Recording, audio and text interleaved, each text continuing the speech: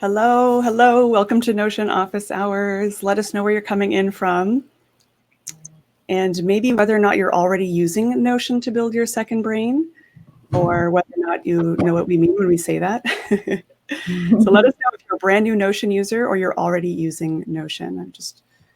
Hey, Germany, awesome. England, New Orleans, amazing. Hey, Ellen, very cool. Oh man, so many people. It's awesome. A lot of people excited about building a second brain. Oh, Arkansas, Los Angeles, Berlin, really, really cool.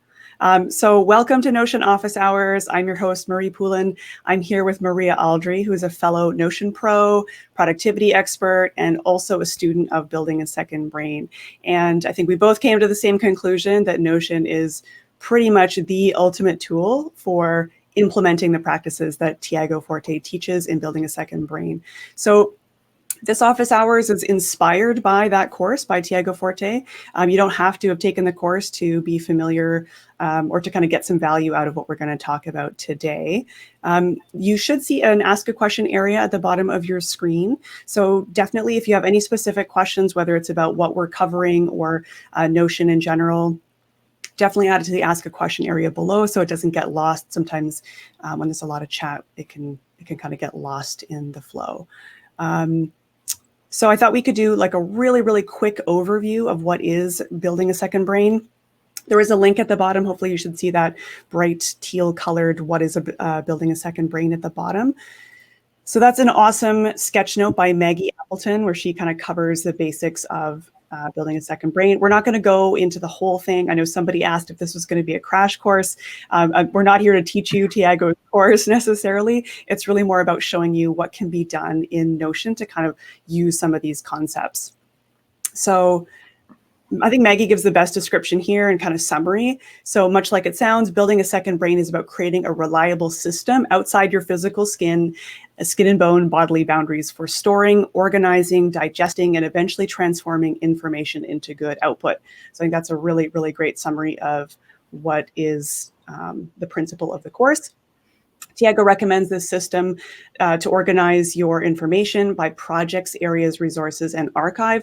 I know it's such a simple concept, but this alone has definitely totally changed the way that I work and just really, really simplified things because everything can be stored in one of these categories.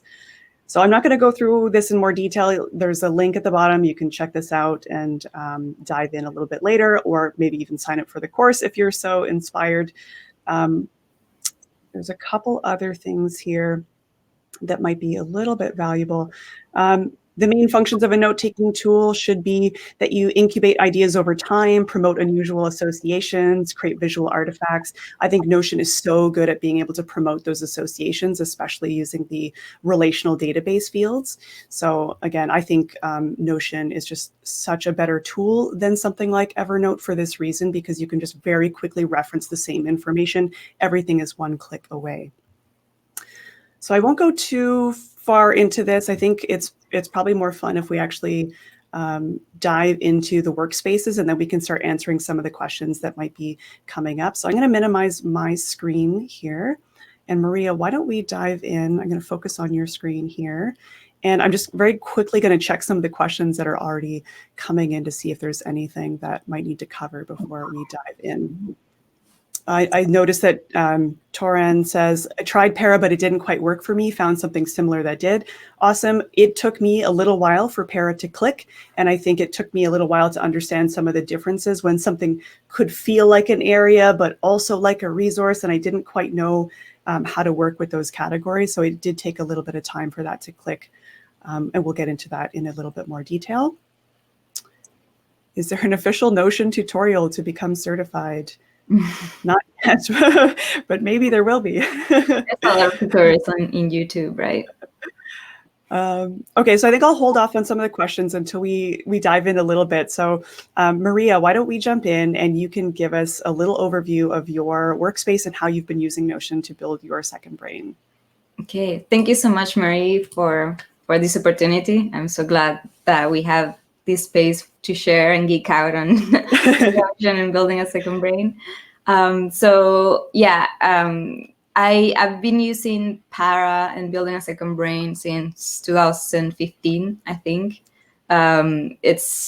It's amazing because I can just leave it and I come back to it, and I already know exactly where things are. And that's a good thing about it. I don't feel like too overwhelmed or crazy, or it's not like insane.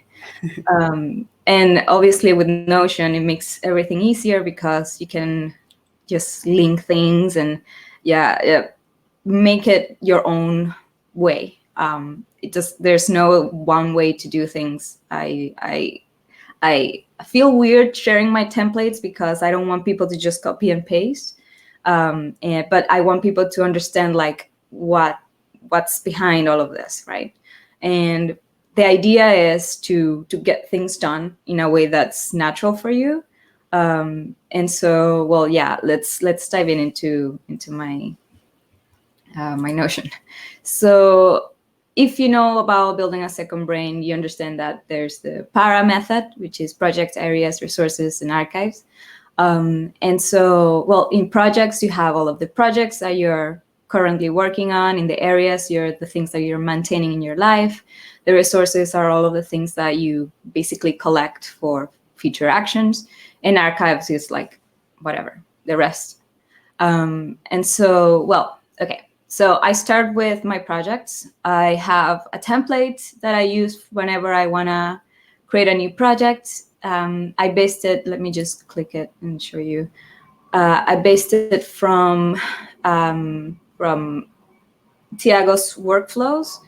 And so basically I just have everything like, what is the idea? What are the icons? What are the plan? How's the plan gonna go? I have an idea project management that I can just like filter out from all of the tasks that I have and ideas that I have.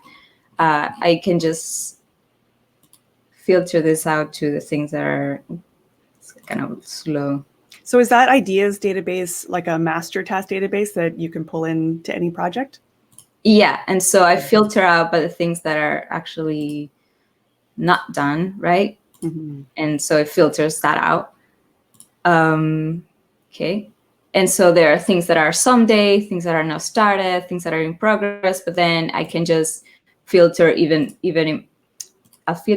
more by projects or yeah. So if this project is something from YouTube, I don't think they have many. Yeah, so basically some ideas that I have used before or things that are coming up as well.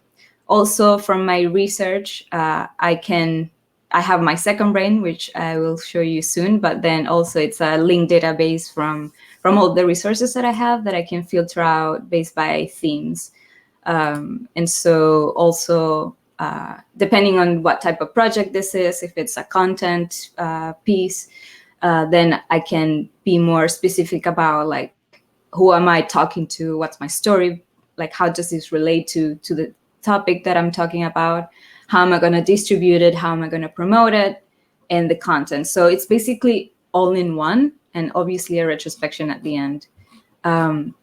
Then I go back to my projects and I save it into my active projects list. So I have a few ones. Let me see if I can open this up a little bit more. I have my active projects, the projects requirements, which is the same database, but I filter them out in a different way. So these are tasks and these are projects, and obviously filter by not done. And then I relate them to the project in the same database. And I see all of the requirements that are in, when I see the main project, I see all of the requirements that I have for that particular project. And when I get stuff done, I have a roll-up, for example, that says how much I have completed, right? And so that's how I manage my projects. I basically have it all in one database. And I also have a different one that says like someday projects. Obviously, these are the ideas that are filtered by some days that are just there for me to see if I'm bored or something. I have my long-term goals there. I have a mind sweep template, which is also one of the GTD type of methods that get it out of your brain type of things. And yeah, that's how I manage my projects. Cool. Yeah. I'd love to see how you manage your resources. I think that's one of the things that varies so much from person to person, like how they maintain those databases, how many databases you have, and that sort of thing. Yeah. Well, it can be kind of crazy if you're not too careful. The idea is not just to collect information, is to use it to take action, right? So, well, I have after projects, I have my areas, which I based it from, I think Ben kind of like broke it down this way, the things that I just maintained. And so when I go to my resources, let's just skip that. I have my second brain database. It's going to be a little bit big. And so, yeah, I save my resources with the web clipper. Well, depends if it's a web resource, right? And I save them into my inbox page. In my inbox page, then I create like I set a time to curate that and then save it into my second brain. In my second brain, I give it a status on like if I have reviewed it, if it needs summarization, because in building a second brain, there's this progressive summarization aspect to kind of like highlight and then summarize the information that you have, so it's easier for you to, when you go back to it, it's right there. You don't have to remember stuff, right? I give it a quick description where I found it. There was an interesting comment that came up in the sidebar that Noah said, it's hard for me to understand other people's Notion setups without fully understanding what their life is like or what they do. No relation there. Makes sense. And I think that's a good point, because everyone's Notion setups is going to be based on what they do. So I don't know if you want to give people a bit more of a sense of maybe the kind of work that you do. And then that way, as you're explaining, these are the kind of resources that I'm saving so that I can relate them to these types of projects. Do you want to give us like a little quick spiel about the types of projects that you do? Yeah. So I like creating content. I do YouTube videos. I write blog posts. I play around social media. I like to learn a lot. So my own personal learning as well. And so I collect the resources based on those things, right? On the things that I'm learning that could help me with my clients, with my own coaching stuff, with all the different types of content, right? So I save it based on if it's going to be useful for me in the future to revise again. I don't save everything just for the sake of saving everything. So if it relates to the type of work that I do, it's and if it's going to be useful in the future, then yes, I save it there. And then I basically try to give it let me see if I can do this. Another point in the sidebar too is just, it's another testament to how customizable the app is, that no two brains are the same. And so even though Maria and I both do Notion consulting with people, and we do things in the productivity space, and we are both second brain students, our setups actually look quite different, even though we're using the same principles, I think, which is really cool. Yeah. And so the way that I use this resource, as I've showed before, is that I give it a theme based on the type of theme that I want to work on, like the type of project that I might be working on. And then I also relate it to a project. And obviously, well, this is not perfect. It's never going to be totally perfect. It's going to be kind of messy. But then this allows me to curate it even more, or have that serendipity to just pick themes depending on what type of project, and it pops up with a list of resources that may be useful for that particular project. And so that's how I use my second brain. I have a bunch of things here that I haven't used. I have quotes, things that are not really, organized, for other type of things that I've been using. And so when I go into my inbox, I also have this list that I haven't curated. So it's basically the dump around to stuff, right? And I decide and I go one by one to see, is this worth, like, I just quickly read it. If it's worth keeping it, then I either save it in resources and summarize it and go through all that process, or I basically eliminate it or just archive it if it's something that I just wanted to go over and that's it. And how often do you review this? Is this like a weekly thing that you would do? Is it a daily thing that you would do? It should be a weekly thing. Doesn't always happen. Yeah. It doesn't always happen. It can be kind of crazy sometimes, but I do my best to do it. Yeah, a weekly thing, and it's important to have those habits in place so it stays consistent and organized. But yeah, my brain is not organized. That's why we rely on Notion. Exactly. That's why building a second brain is so important, because then I don't have to rely on this all the time. Yeah. Yeah. Cool. I'm just going to check in on some of the questions. I know some people are chatting about the getting things done, second brain differences and stuff, and maybe we could touch upon that a little bit. I know Leandro had that comment that, like, getting things done is about turning things into action. And we were saying, like, the second brain is a little bit more about your note-taking, resource management, knowledge capture, and just kind of how you organize and structure your information to make it more actionable. Yeah. They're kind of similar and kind of different because they both have different workflows. Getting things done is more related to actionable things, right? So is this resource going to help me take action, or is going to help me with the projects that I'm working on? But building a second brain is more about how you organize and summarize that information. So obviously both are meant for action taking, but yeah, one has a different workflow than the other.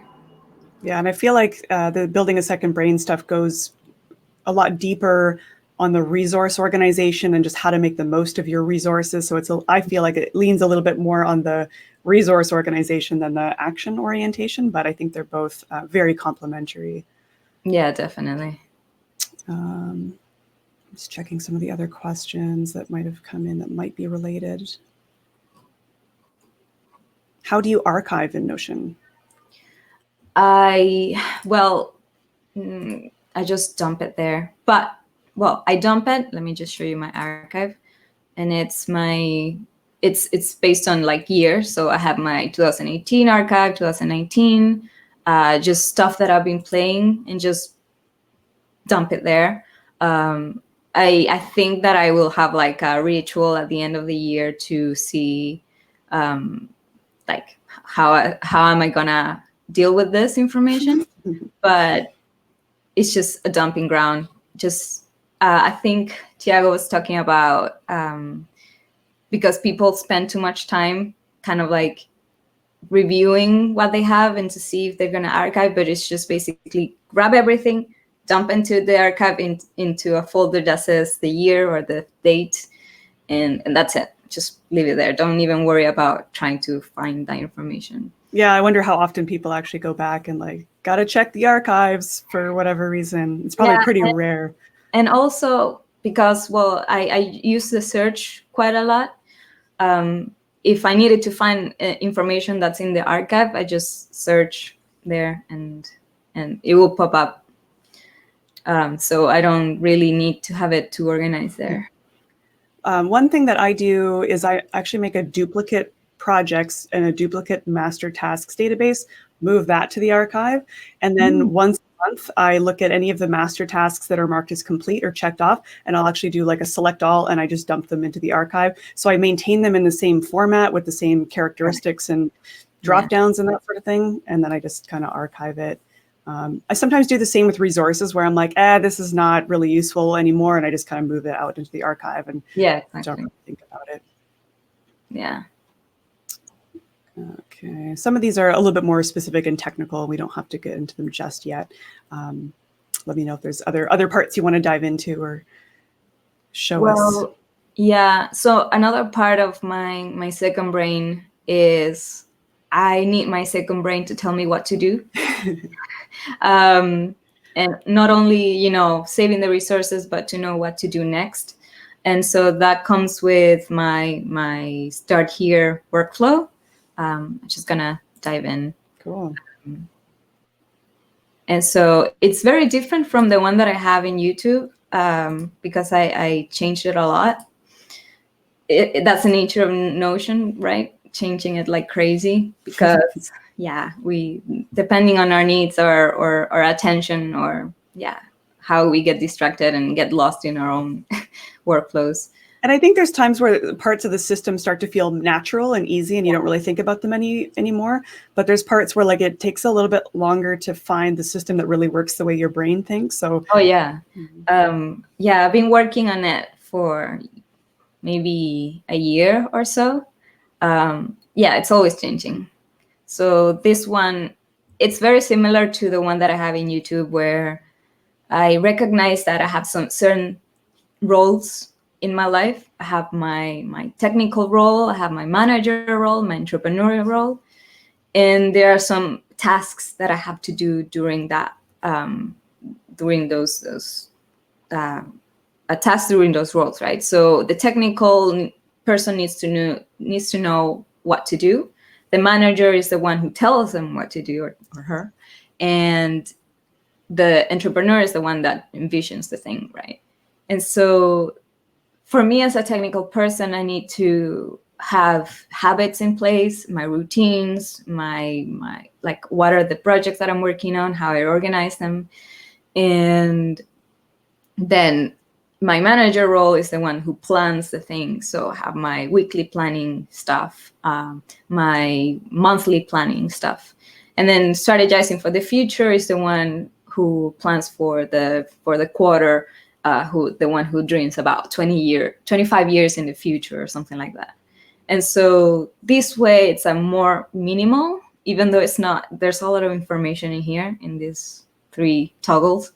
But at least it's like, okay, this is the first thing that I need to do. Just check my habits, then update and prioritize the backlog that I have, then update the project that I'm currently working on and organizing the stuff, which should be a daily thing or a weekly thing. But anyway, but this one prompts me into saying, oh, look, you need to do this. And so for the weekly planning, then it's a little bit slow. Weekly and monthly planning, then I have some things to review. The done list, the principle and values that I should be reading, like what am I doing, plan and prioritizing my spendings, my finances and stuff. Then in my monthly planning, I kind of like do the same type of things where I review all of my ideas and see like what projects I want to take on. And then when I go into strategize for the future, which is, I think this 90-day planning is the one that I took from you. I kind of changed it a little bit. Mine has also changed so much since, since doing it. Yeah, so I choose like the projects that I want to work on and the milestones and stuff like that. But well, this is the template one. But because I don't know, I feel weird about planning too much ahead in the future, because everything changes so fast that I rather take things as they come. And it's like improvising a little bit, which I really like, going into the flow of the day-to-day. I understand that there are some projects that I want to take on, but I don't dive too deep, because all of the things will always change. Yeah, it's like leaving space for having like some of those major milestones. Like I kind of know I want to do this, but leaving a bit of serendipity room in there. Yeah, right? exactly. And it helps me not get too overwhelmed by all the things that I have to do in the future, right? Yeah. And so yeah, that's how I manage my day. It's just like, start here, this is what you need to do next, and so on. Yeah. I love how different yours is from mine.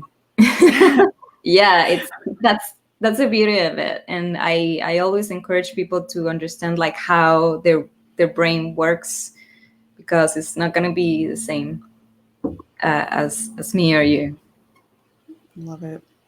Yeah.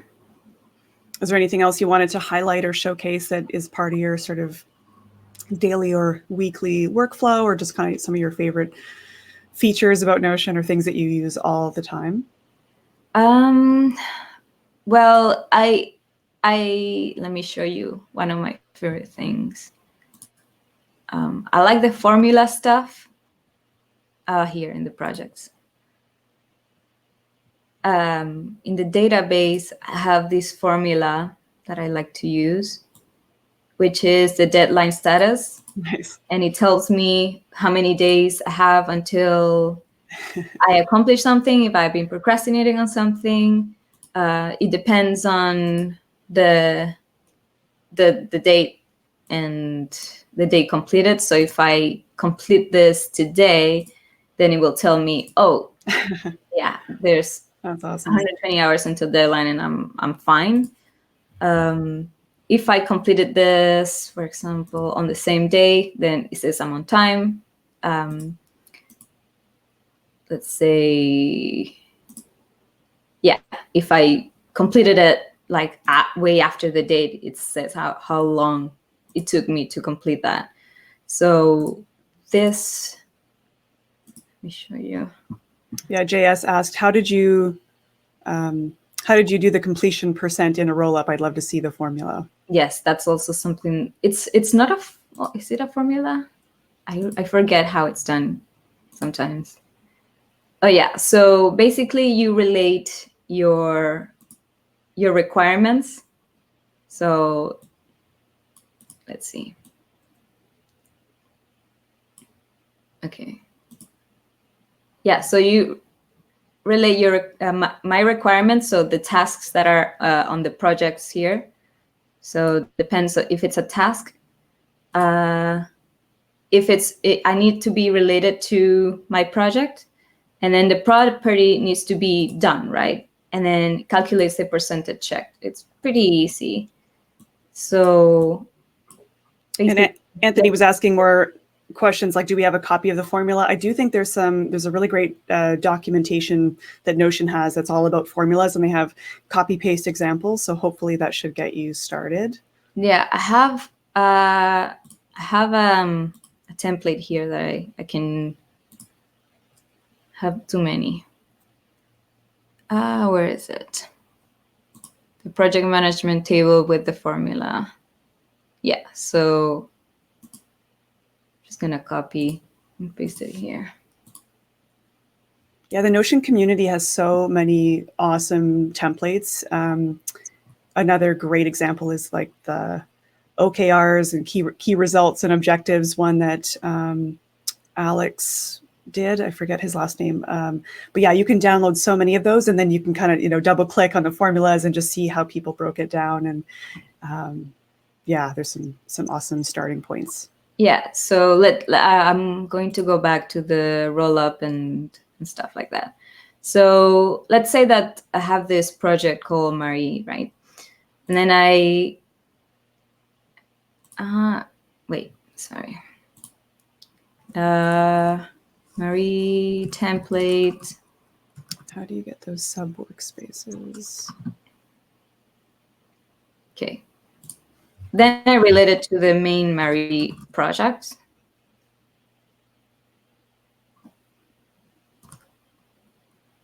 Let's see if it finds it. There you go.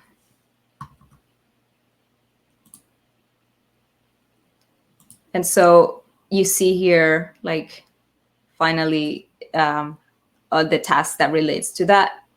And then when you come here, that requirement, if I get it done, then it will show me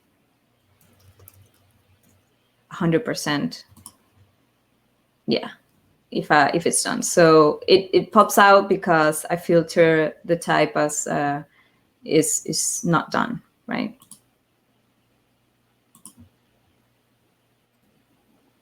Cool. I'm just gonna check out some of the questions that are popping in. We do have a bunch. Anthony asked about, do we have a copy of the formula? Definitely after this event, we will round up any of the links that were referenced or any useful templates and things like that. So we'll definitely make sure to send them through with a bit of a summary there. So I won't cover that one here. Would it be possible to have any of these Notion templates as a base? I think both Maria and I have a number of templates we could share with people if it gives you a good starting point. So we can definitely include those in our send out afterwards. Yep. Someone asked, I use Todoist as my task manager. How can I effectively use it and Notion in conjunction with each other? I know a lot of people do use an external task management system. Personally, now that I have all of my tasks in Notion, I cannot imagine storing my tasks in a different place that I store all of my project management notes and things like that. So I think that's the part that took the longest to master and really make sure that you knew how to connect your tasks to your project. So it definitely is a bit more of an advanced use case. Yeah. I don't know if you have opinion on, like, if someone does decide they want to stick with something like Todoist, how they might integrate that with their Notion workflow. I'm sure that everyone here is looking forward to an API, and hopefully they will connect in the future. The good thing about Todoist is that you have the reminders, the repetitive tasks and stuff like that. So that's something that I'm also looking forward. But I'm not sure. I used to use Todoist, but not anymore. So I'm not sure. I'm not sure how it would. Yeah. Also, I wanna give a warning. So if you're new to Notion, I understand that this is crazy, overwhelming. It's a lot. So my recommendation is just choose one project at a time. Like, just start with the smallest thing and then build it up from there, because because if you just copy and paste templates and your brain doesn't work like that, you're not gonna be using it. So I think that's one of the problems too, with, like, when you first start with Notion and you're like pulling in these different templates into your account, but they're not actually kind of holistically considered. It can feel really messy, and you're like, I don't understand, what is the workflow day to day? Like, what am I meant to do? Where do I click? Everything feels kind of messy. It takes a little while to hone it in and build a workspace that makes sense. Yeah. There was a couple questions about monthly planners and things like that. But I want to make sure that I've given you enough time to cover some of your main points. And then I want to jump in and show a couple different ways that I track some of my things differently. I don't use as many formulas or things like that, but I think it's cool for people to see a couple different ways you might approach something. And then maybe we can jump back to your space as well. Mm-hmm. So let me know. I'm going to jump in. There was also a really obscure question that somebody asked, like how to get this look and feel. So this is just a really tiny hack, is to make a toggle. Oh yeah, I was so excited. Give it a background color. Open up your toggle. You can, add copy there, and then you just delete the title, and then there you've got your toggle with all your stuff in there. Just a pretty nerdy hack to get that nice padding. So I have a dashboard here with my weekly agenda. I rely heavily on my weekly agenda, and I've got a few different ways that I can see this as well. I like tracking 3 words for every week, my effectiveness for the week, the bigger outcomes, that's borrowed from that OKR template. Mm-hmm. And then I can associate this week with project focus, and I can just pull those in there. So I use my weekly planner heavily. Like, that's the place where I actually spend the majority of my time. So in a single week, I know these are the tasks that I have to do. These are the bigger, sort of higher level quarterly outcomes. I can track the things that I'm reading, events that I'm going to, my journal is in there, and that sort of thing. If I go back to my dashboard, and my journal too is just another place where I spend not a good chunk of my time, but I like being able to track things in this sort of visual way. Yeah. And then also things like reading. So if I just want to see at a glance what I've been reading, there's a reading list of all the things that, articles and books and everything. And very quickly I can, jump into one of those, open that up, and then I can see any related notes as well. Like there's not much in here, but if I click on this one, so you can kind of go down the rabbit hole, but everything is connected. So I can kind of zoom in and zoom out again. Yeah. Giving things an executive summary. So I would say, to me, I think the notes area, like the resources and notes and progressive summarization, is the part that gets really, really valuable when you have a system and you know how to make use of it. So all of these notes, for example, have a summary here that's like a one sentence or one paragraph summary. And I can organize this by, business development, how-tos, whatever, swipe copy. So I think I don't feel like I've necessarily mastered the resources area, but for the moment, I have a database for notes, reading and listening, studies, and a swipe file, which is a reference of like anything I'm surfing the internet and I'm like, oh, that's an amazing example of an online course or a website copy or that sort of thing. I will clip it, take a screen cap, add that to this area here, and then I can go through and refine those by like ethical brands. I just want to see examples of ethical brands and things like that. And then if I click in one of these, I can connect that to other notes very quickly, pull that from the database. Other favorite parts of reading and listening obviously is one that I pretty much use every day. So as I'm collecting articles, I will just, clip that, add that to the database. And so I thought that was really interesting, Maria, like you save yours into your inbox and then you kind of set aside a time to kind of move them into the reading and listening. And I'm curious if, for myself, that might be a better method than just kind of dumping it into the reading and learning and then going through later. So, yeah. Also, well, obviously I also have my status. Let me just go there. Just keeping an eye on the questions. I know Anthony did ask, is Notion slow when you start having lots of things in it? That does happen. And that's another reason why I'm a little nervous to put every single thing in the same database. Like I did wonder whether or not notes should contain everything, but I personally think, I remember things differently. Like I know when I'm looking at an example of something like a swipe file, and I know when I have a course that I'm studying, I've got lots of courses in here, and like here's building a second brain. I can open that up. I can see here's Maria's, how to build a second brain article is in there. The Notion API notes, digital productivity pyramid. I can jump into any one of those, and so you just start to see like all the data, you can connect it together. And then if I'm doing Notion consulting or I'm working on a course, I can pull in some of that information and inspiration there. And I've got, some of this stuff saved in there. So everything is like one click away. It's very connected. It's very, summarized and kind of tidy. I think there's a limit, 5,000 items in a database that you can have. I'm not sure exactly, but there is a limit. Yeah, I think it can start to lag at that point. So it's like, have to, design your systems with that in mind. I do know that Notion has said performance at the moment is like their top priority. So they're really, they've been focusing on that instead of all the, wonderful features that we also want to see, like the timeline view and the API and all that stuff. So performance is definitely a huge focus for them right now. So here I can zoom in on your screen if you want to show us your. Okay. I'm just going to keep an eye on the questions here. Yeah, so as I was saying, I just give it a status and like how much have I gone through this particular research. So if I read it, or if I reviewed it, if I summarized it, so I know like I need summarization, or it needs like to be taken care of, or if it's being used for something else, right? Yeah. Um, I saw somebody asked about what do you have in Inbox?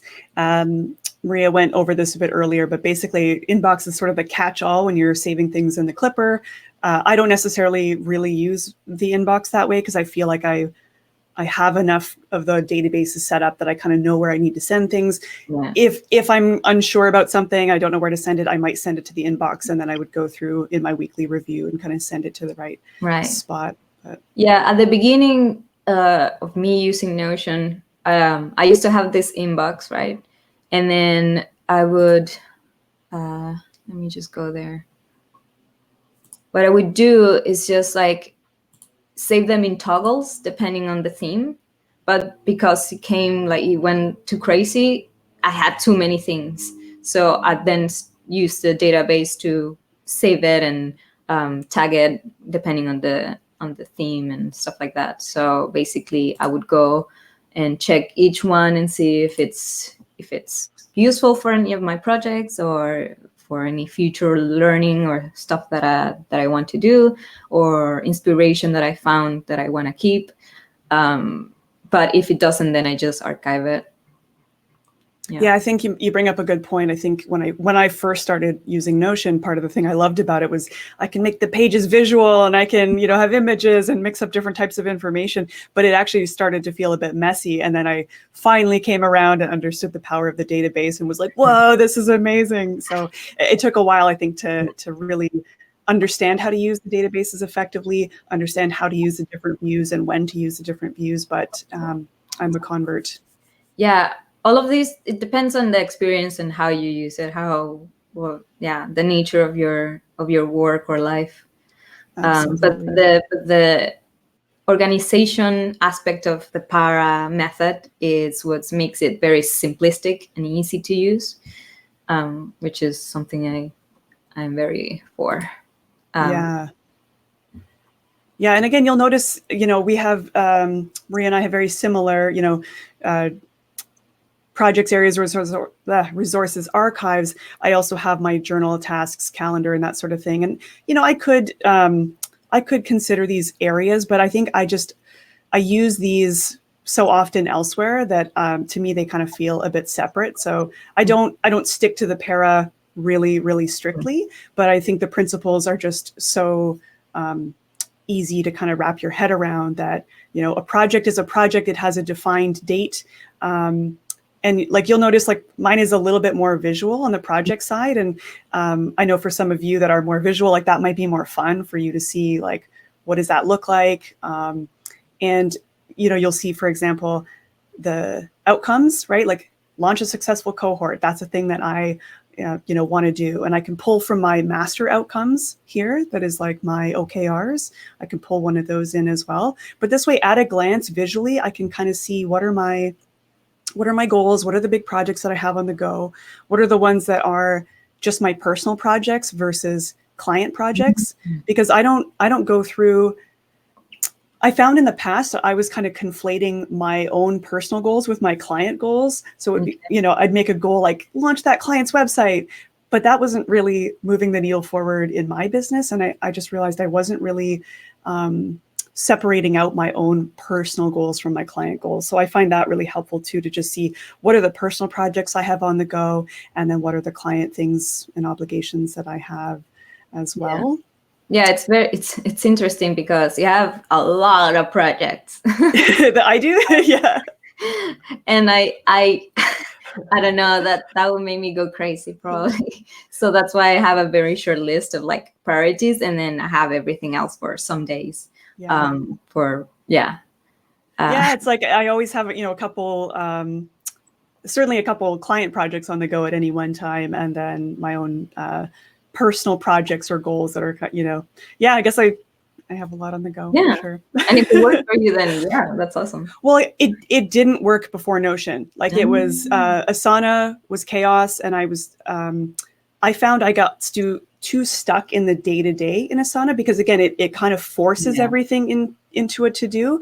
But there are times where you just want to explore an idea, or you just need a place to brain dump, or you need a place for kind of messy thinking. And Asana didn't enable that. And again, Asana is great for like actions, to-dos, very, very specific, and that's fine. But what I love about Notion is the ability to combine the messy thinking with really specific actions. So it didn't work before using Notion. And of course, it's taken a while to find a system that really works even within Notion. But this is what's been working for me personally as of late. Yeah, definitely. I agree, because I was also the type of person who would try basically all of them, Asana, Basecamp, Todoist, things, whatever, anything that could help me organize my brain. But because there was not that flexibility that I needed, or making it my own, because I sometimes some days I feel lazy, and I don't know, I just want to be messy. Yeah, absolutely. Yeah. Not every day is super. Exactly. And that's why it changes constantly, because it depends on like my mood, or my cycle, because I believe that my creativity comes in chunks. My finances come in chunks. Everything is like a cycle. So I can have a chunk of resting and understand that that's going to be okay if I leave it, because I understand that it's somewhat organized, that I know exactly what to do next. Totally. Yeah. Colt asked, when working on a technical project, I tend to research and save a lot of articles. When should I keep these in projects versus resources? So I think some of the way that Tiago was recommending this was based on the limitations of Evernote. And so in Notion, for example, like I have a Notion consulting project. This is a resource that pulls from my notes database. So I could also pull in Maria's article, How to Build a Second Brain. I could pull that in there. So I actually still keep all of the notes in the notes database, but I pull them into the project through this relational database as needed. I could also reference it down here and pull it in. I can type Maria and it's going to look for how to build a second, there's so many ways you can pull that data in. So I leave it all in the master notes database and then surface it where and when you need it. So I know Tiago talks about moving an entire notebook into a project when you're ready to use it and then moving it out. To me, you don't even need to do that in Notion. Right. It's all kind of connected there. So that's how I handle connecting a project to specific resources. Yeah. As I showed it before, the way that I do it is basically, I have my database for my resources, and each of them has a tag for the type of theme that I want. And so when I create my project, let me show you, if probably didn't see it before, but I do things in Sprint as well, which is something like a more agile, flexible things to do things. But let's go my second brain. So if I wanted to, this project is about, I don't know, filming, or I want to create a video or something like that, then I would search film, and these resources come up, and it's kind of a more serendipitous way of doing things. So if I want to have three themes, then I can have a list of resources that could relate to that project, and I don't have to think about, what is the resource that could be useful for this particular project. So it's like a short list of things that could help me find that. But if you're looking to have something more related to a project, you can just tag it with the project name and connect it somehow to your project page. Yeah, I used to do that too, where before I was really using the relational databases, I would just tag any of the notes that came in, and it was like, I know that I want to reference that later for this project. But the relational databases now just kind of blow my mind. Yeah.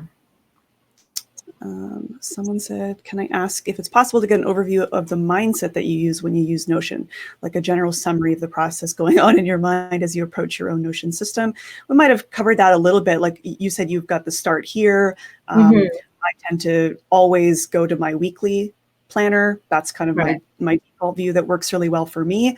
I think the key is just that when you kind of sit at your computer, that you kind of have a process and a system. And I think the tricky thing is Notion doesn't have a structure. And so if you don't give it a structure, you're going to be lost. And part of that structure, I think, is also having some good habits and routines of what is the thing that you need to do every morning? What's the thing that you need to do to get a sense of what needs to get done on a daily basis, on a weekly basis, and on a monthly basis? And that takes time to put together based on your own workflow. Yeah, definitely. I based my own workflow on my own experience and what was really helpful for me. I realized that I needed to tick boxes in order for me to start the day. So that's why I have my start with a win. What's that? Starting with a win. Yeah, exactly. So when I came here to Vancouver, my first job was in retail, and I opened the store with my coworker, and basically everything is so systematized that it tells you, okay, these are the steps that you need to do in order to open the store. And so it was really helpful for me because I didn't have to think about what to do next. And that's why I had that kind of system for me as well. It's kind of like a systematized process to starting my day. And it was really helpful because then I build that routine that way. And it also relates to not having a day without doing something. It's like the Seinfeld method, you don't skip a day or 2 days. That way it's like, oh, this is the process that I do, and then it becomes more easy. And then if I wanted to add something else, then I can experiment with it and see how much I've completed, how it relates to my mood or my productivity levels. So I realized that there was a kind of a correlation between my habits and my productivity. And so the more I complete those tasks and my habits, my productivity goes up, and I feel the whole better. day up for success, right? Yeah, exactly. So it's like an experiment thing that you do with Notion. It's like, how can I improve my day to day? I think that's such a great point, because I never used to keep a journal until using Notion. And my journal goes back now to February 15th, which is, I tried to, start a journal practice for so long. And this is the first time I've really stuck to it. And now that I've done it for so long, I don't want to break it. Right. And now I can see those trends and those patterns. And, is my productivity related to my happiness? What's the most common feelings words that I use? Like I use stoked and excited a lot, and I can even look at the images of the visual diary and see there's a lot of greenery, there's a lot of infographics, like what are the things in my life that I'm paying attention to and grateful for. And that's now become part of my every morning, set up the journal, hop into the weekly view. But I love this idea that you need to create that structure for yourself of like, what do you know that you need to do every day? And then designing a workspace that helps you do that, that gives you that standard operating procedure of like, here's what I need to take care of every day. Okay. Yeah, let me just show you. So this is not updated, but anyway. So I have the weekly stats, like, was it an okay week? Was it a good week? And then, I have some ideas that I wanted to add, but I also have this practice well-being thing, where I have a template, and let me just... a database template that helps me. Where is it? Oh yeah, here. I have a simple gratitude template, a 5-minute journal, Whoop template, and so basically, if I do that, then today I'm grateful for blah blah blah blah blah, and so, or I can also do. I need a shortcut for these templates. 5-minute journal, if you've done it before, which is like gratitude on heroin or something. It's like, what happened yesterday was good, like how can I make yesterday better, what am I grateful for today, how can I make today great, and my affirmations. that's when I want to really like, okay, I want to feel good about and then the whoop, which is wish, outcome, obstacle, and plan. Then depend, like, I wish to do this. This is the outcome that I want to do. This is the obstacle that might happen. And then an implementation intention, like if this happens, the obstacle, then I will do that. So if my wish is to complete a project, then the outcome would be, oh, have this thing done. My obstacle will be, oh, I'm gonna get distracted with my phone. And so I create a plan, like if I get distracted with my phone, then I will just put it away and go back to work. So it's a good way to create that mindset for yourself as well. So that's how I track my habits and my stuff. But then also I realized that, yes, I wanted to do all of that, but I also wanted to create. So as I said before, my creation comes in chunks. So when I'm creating, I don't focus too much on the habits or the journaling or the gratitude stuff. So I just focus on getting it done. I know exactly what to do because on my projects, there's that link stuff. But when I feel like I'm getting a little bit lost, this is where it comes really handy, and it's already there. So yeah. It really depends on how you feel day to day. And it's cool because I find I need personally minimal places to click. So, I'm only ever spending my time in either like one of a couple places, whether it's like my weekly, my journal, or barely even my dashboard. It's pretty much only the weekly and journal. And so my gratitude and the observations about the week and stuff, I actually keep in the same, like, let me just show you, for example, what a new date, like let's add today, October 4th. So you can kind of see what that looks like. So a lot of my stuff is up here in the top, right? My highlights, calendar, gratitude, whatever. But then I also have these areas here. So I don't keep these in a separate database. You can, I think I love that you've got a system that works for you and that you stick to. And for me, I want to see this all in one place. So I don't want to be like clicking around and diving deep and that sort of thing. So I think I have a traditionally sort of flatter structure that just helps me, I think, keep on task. But again, that's the beauty, is like you can design it however it works for you. Yeah. I'm also a fan of a hybrid method. I keep my journal in my notebook. I like writing, like handwriting, and I don't focus on the journaling part in Notion, but it's like super cool that you have all those details there. Or like here, if I just want to see my feelings, How do I feel? And you can see, like, I haven't always been tracking like the outcomes and the project focus, but if I, scroll down, I can look back at any of these old weeks, and you can see I only really started doing the effectiveness thing in, September, or I don't even think I'm sorting these by. So how do you measure effectiveness? For me, it's a personal productivity, like how many of the things that I said I was going to do did I actually follow through on? Were there things that like didn't get done? So to me, it's still a bit of a gut check. It's not like I completed 68%. It's a bit more like, was I super productive today? Yes. Okay. 5 stars. Do I still have outstanding things? So I'm a very like a feelings driven person. And so even with things like objectives and key results and, things like that, like I still find that language a little bit technical. And so I'm like objectives. And I think you really got to take the principles of a system and really make them work for you, right? Or you're not going to use it. And do you ever go through a retrospective or like feedback from that system?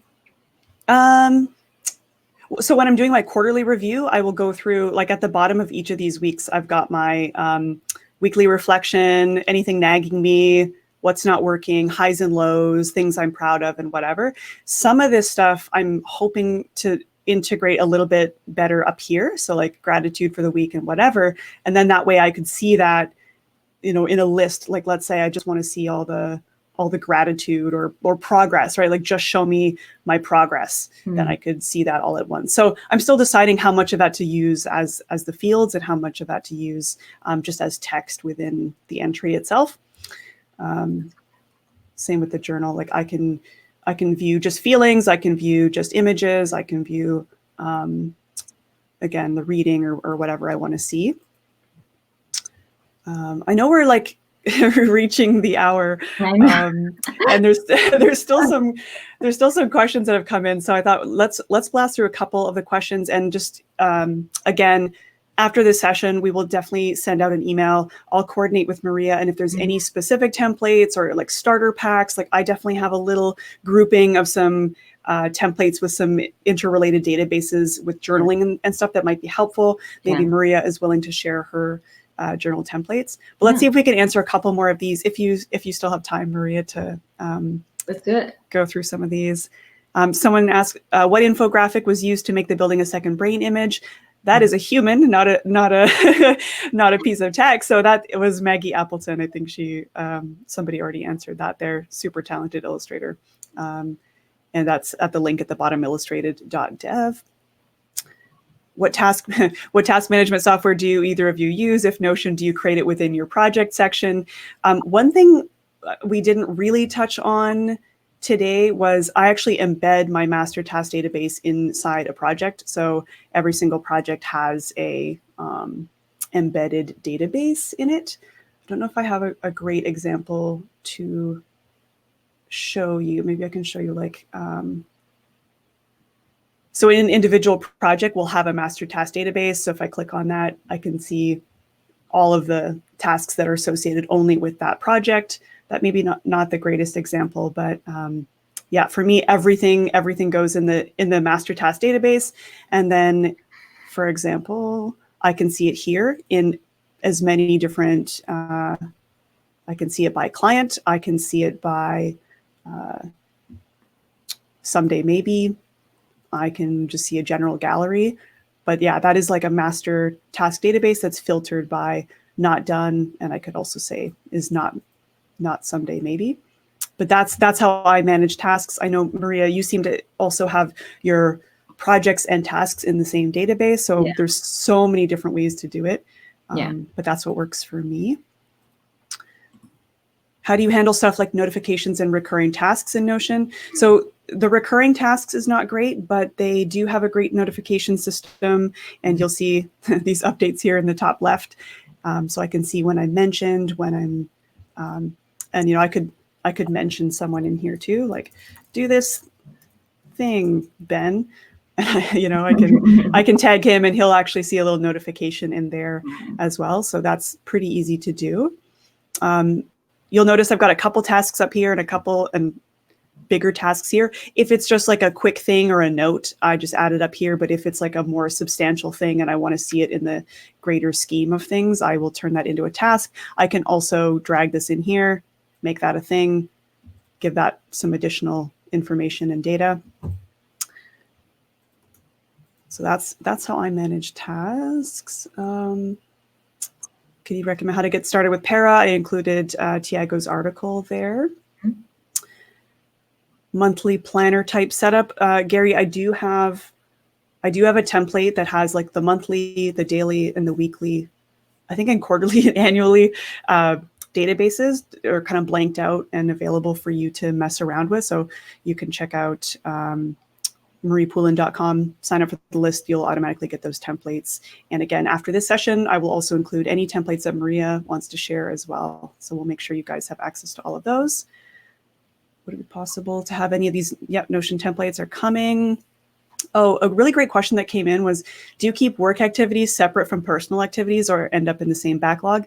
Personally, as a solopreneur, I combine everything and it's just tagged by the different areas of my life, right? Like I know Girl Guides is a thing that it's an area of my life that I have to, deal with and handle. And there's going to be tasks within that lives in the same area that my other work tasks live in. So if I want to see what I have to do on Wednesday, I can see my work tasks, I can see my personal tasks, and I can choose just show me work tasks or just show me personal. So you have so much flexibility, I think, in how you surface that. this might be different if you have a full-time job and you come home at the end of the day and like your brain shuts off and those two things are not connected. But I think if you're self-employed and you run your own business, and there's often a lot of intersection between your life and business, I'm a huge fan of integrating those to-dos. Yeah, I mean, it's so important to do that because especially when you're a freelancer, entrepreneur, or whatever, if you're working for yourself, then you kind of have to be realistic with the time that you have available. And so understand like what is it that you have to do with your life or with your work or with your clients or with all of your projects, it makes it more easier for you to not like overwork yourself or just set yourself up for success in a way that you're able to do all of the things that you want to do with the time that you have, with the energy that you have. So yeah, it's important to kind of like see everything that's on your plate for that day or for that week or whatever, in order to prioritize exactly what needs to get done, and not feeling like, oh, I didn't do enough, or I feel like or you're like procrastinating, stuff like that. Yeah, and I think the other point about combining all of the things too, like the case for integrating, is that I think it's really easy to overbook yourself. And I'm certainly guilty of that too. Like I have lots of projects on the go, personal and client wise. And if you don't have a really good sense of what's really on your plate, I think it's easier to kind of keep adding stuff to your plate. So I'm a big fan of like, let's see everything that you've got on the go. And then when you're ready to get into the space of like, okay, I've time blocked client time for the next 2 hours, then I can just click on the view that's like, just show me my client tasks and I can focus there. So it helps with that context switching, I think, to be able to refine the views and only show what you need, but still have a space where you can see it all in one go. Yeah, definitely. Yeah, I see that a lot. Like just overestimating how much you can get done with the time that you have because, well, time is very limited, right? Yeah. Let's see. I thought I had a question, but I just realized my second brain has it. What's that? Someone said, I thought I had a question, but I just realized my second brain has it. Sorry. Yeah. Some of these questions they're not necessarily related to building a second brain. And so we can always cover those in future office hours. Getting things done describes a project with more than one action. How are your projects defined? How do you structure your tasks that are bigger versus smaller projects? That's a great question. Like to me, projects, generally speaking, are made up of more than one task. I find projects tend to be something that take place greater than a month, sometimes less, and that's going to be different on a per person basis. But often my projects can last for 3 months or sometimes 6 months with a client project. So anything that is going to have more than a handful of tasks, I turn that into a project. Anything that has a set due date, so specific timeline with a set end date, is a project. A task should be like the smallest unit of measurement. So like, what is one thing that you can do? I think it can be easy to sometimes make a task that actually is 10 steps. And there's a reason you've been, procrastinating on that task, because it's not actually a task. It's actually kind of a mini project. Yeah. And so if you can think of tasks as like, what is the tiniest little tidbit action that you can do? And so projects contain a number of those smaller tasks. Sometimes if a task is so small, I won't even add it to the task database. I just put it in my little weekly planner and I just know it's going to get done today, half an hour. That's kind of done. Right. Yeah. There's that GTD rule that if it's less than 2 minutes, just do it. Like right there as well. But I try to break down my tasks as tiny as possible, like 15 minutes, 25 minutes, like so I can do a Pomodoro cycle if I wanted to, or also I've been playing a lot with the flow time technique. I'm not sure if you know about it, but well, for the ones who don't know about it, it's like Pomodoro, but you work as long as you want and then take a break depending on how long you worked for. Ah, cool. So yeah, it's kind of like Pomodoro. And so yeah, dividing those tasks as much as possible and making it very actionable and clear. So it's not like because I've seen people creating a task and just procrastinating on it because it was not clear enough or it was not actionable enough. Yeah. So yeah, it's important to understand, like, how am I gonna get started with this project? It's kind of the easiest way, even if it's just like open Photoshop, or Right. Yeah. Juan asked, when's the Notion Mastery course? I'm looking for beta testers for my Notion Mastery course, and mine is going to be focused a bit more on the business life side. I want something that is a little bit more focused around the project management. So if you're interested in that and want to beta test that with me, go to mariepoulin.com, sign up. I would love to have some beta testers for that. Yeah, it's gonna fill up. Yeah, hopefully. Nate also asked, like, if there was one place that you would suggest for running a small business, what would that be? And so we also do actually have a future office hours that is all on client and project management. So if you are curious how to use Notion for business specifically, we're going to go pretty deep on that. Jason Resnick and I are going to cover that. We both have very, very similar setups and ways of managing our projects. So that's going to be a lot more business focused. And so if you're a little more interested on the business side of things, definitely reach out. I will put my URL in the sidebar. And yeah, I know that, as you probably noticed, there's so much you can do with Notion, and it's pretty overwhelming, I think, when you just start, and there's just so many different ways you can build the space. So I'm hoping that I can give enough of a starting point, but still have it be pretty flexible and open depending on the type of business that you have. I'm also bringing on a friend who is a consultant, and we're going to talk about using Notion in your consulting workflow. So for onboarding and documentation and all that stuff, again, with a focus on the business side. So definitely sign up. I'd be happy to work with you on that. I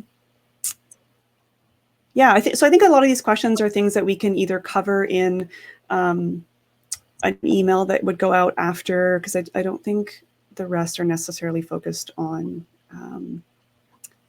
second brain stuff. Yeah. Someone said, do you use any other tools to supplement Notion? Notion is already my second brain, but I can't get by without the natural language tasks of Todoist or web clipper tagging of Evernote.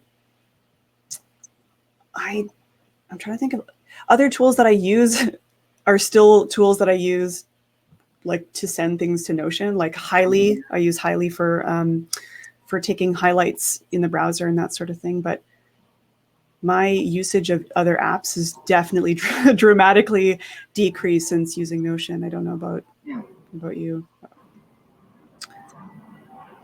Someone said, "Can you show your archive structure? Is it I don't think. There's not much of a structure. Yeah, it just basically depends on when. Like maybe you can create a page with the date and just put everything there. It really depends on how you want to organize it. But because it's archive, I don't really care how organized it is. Personally, obviously. Yeah.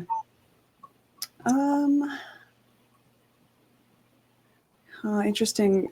I'm not sure if I follow this. So Edward asked, Marie, for your habit tracker inside your weekly planner, I notice you only track 1 week at a time, meaning in your system, you have no way of seeing a full calendar view of how you did with the habits you're tracking for the last 30 days in the calendar view. Is that for Marie or Maria? I think that was for my weekly habit tracking. So, I mean, I can see, more than 30 days at a time. I could also view this as a calendar view, and, I could turn on more properties and see what the outcomes and learning and things like that are. So I'm not sure. I do also have a monthly, quarterly, and a yearly page that kind of goes over and summarizes what were the highlights of this year and that sort of thing. We don't necessarily have time to go into the calendar and task management stuff. We'll totally cover this in future office hours stuff. But right. I mean, I feel like the second brain stuff we could probably do a whole series on all the different components. Let's just talk about projects. Let's just talk about resources. Yeah. I mean, if you only do one thing about second brain, is just have that structure, the para structure, and start creating a database of your resources so you can link them into your projects. That's like the main, I think, thing that you can do is like, use your resources for action into your project. Yep, agreed. Read that article by Tiago. I posted that in one of the comments, but again, we'll also send out a summary. A great question that came up was, do you use a master tag database? And so this is something I'm experimenting with because I want to see if it makes more sense to tag with a relational database than, like, let me show you. So for example, I can see everything that is tagged in reading with productivity. Okay. So doing it as a relational database, I can start to see what are all the different swipe files that are tagged with productivity, reading that's tagged with productivity, notes that are tagged with productivity, etc. So the only limitation of doing this means that you can't organize by Kanban style. But yeah, that's something that I'm experimenting with, is this like master tag database. It still requires a bit of work to be able to surface all the different resources and things, but that's something I'm experimenting and that's with. the beauty of Notion, is that you can just experiment and try things and see if it works, and if it doesn't, then it's fine. You can just, it's always changing. Monis asked, if you have a project which might not have a deadline, but there are tasks which do have a deadline and there's a goal, do we make that project as an area? Well, if it's something that you maintain, depends. It's something that you do constantly, because you can have a database in your areas where you can, it's like a sort of a checklist. So for example, if it's an onboarding thing, then you have a set of procedures that you go through. So you probably have that already. Yeah, it's a good question, because to me, Girl Guides might be kind of like that. Like, it's sort of it's a hobby. It's like an organization. It's volunteer work that I do. It's not really a project because there isn't really an end date, but there's certainly tasks and goals that I might have within that. So I kind of treat that as an area. And then within my weekly planner, any tasks that are associated with that area of my life are going to come up and show up with those deadlines. So I try to keep projects as having like a time-blocked, time-based limitation. Yeah. What I do is that, with the example of onboarding, I basically copy and paste those tasks into a project. So for example, if the project is a client, then I copy and paste from the other area. But it really depends on the nature of the area. Yeah. If you feel like your note-taking is kind of crummy and you want to really get better at that, you might want to consider taking the course. It's been really great. I feel a lot more organized since taking the course. Not an affiliate, just two happy students that have really enjoyed the course. And I just think the timing was really great, that, Notion, the tool, plus building a second brain, it just really helped it all come together. And again, just permission that this is a process. Like, this stuff, we've both been working on our spaces for a year. It is a commitment. It does take time. Hopefully some of our templates can at least fast track some of that learning. We both have YouTube videos and things you can watch to kind of see some of the more of the getting started, maybe more beginner pieces when you're just trying to wrap your head around what Notion can do. So I know it can be tough to just see people's advanced workspaces and be like, that's nice, but how the heck do I do that? So Well, I think we should probably wrap up, Maria. Thank you so much for your generosity and sharing your workspace, and for staying late with us. We're sort of 20 minutes over, but it was we can geek out all day on this. I know. We could, and we will. If anyone's in Vancouver and you want to join, we're going to be organizing a Vancouver-based Notion meetup soon, hopefully early November. So you can check out Maria's website, groovywink.com, right? And I'm at mariepoulin.com. Again, sign up. We've got lots of templates and courses and awesome videos coming up to kind of help you wrap your head around the best ways to use Notion. Thank you so much for joining us today. Hope this was useful. We will send out a feedback form as well. We'd love to hear from you what you guys want to see in future episodes. But again, client management, project management is coming. No code tools is also coming up next week. Really appreciate you guys joining us on this Friday morning, and good luck notioning. Thanks, everyone. Thank you.